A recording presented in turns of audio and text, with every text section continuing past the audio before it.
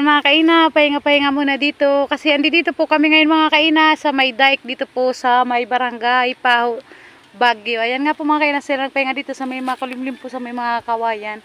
Ayan nga po mga kaina. O ayan. Dito po yan mga kaina. Ganda po ng view dito mga kaina. Parang kailan lang nung bata ako dito kami nangunguha ng mga shell.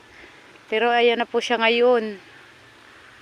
Ayan na, ito na po yung ano po dito ng hanggang po yan sa dulo mga kaina, di pa yata po ito tapos kaya dun hanggang dun lang po sa mga part po ng dulo kami nakarating kanina.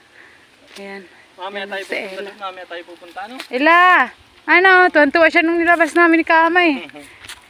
Ha, ano, saan ikaw ngayon ha? Ikaw dyan ay gaganda-ganda pati ng suot ha. Kang binaba ko yan dito eh. Oo, nagtayo. At ayun nga po mga kainaw, yung mga bata na yun mga kainaw, nakikita po ninyo yan, yan o. Ano po yan? Diyan po yan, nangunguha sila ng shell.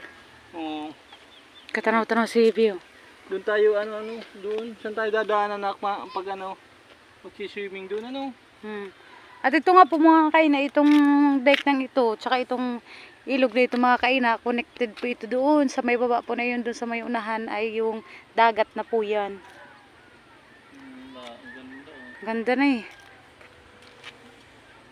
Sa ilan naman parang gusto nila lagi nakasakay sa motor ha. Parang gusto lagi nakasakay sa motor ha. Parang gusto niya mga kaina yung joyride talaga. At ayun mga kaina, yung kabila naman pausa ni Sidro na po yan. Mamaya tayo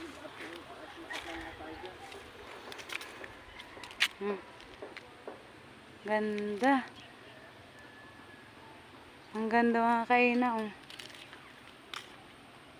Ila. Ano? Ang giti-giti Ha? Mamaya doon kami pupunta.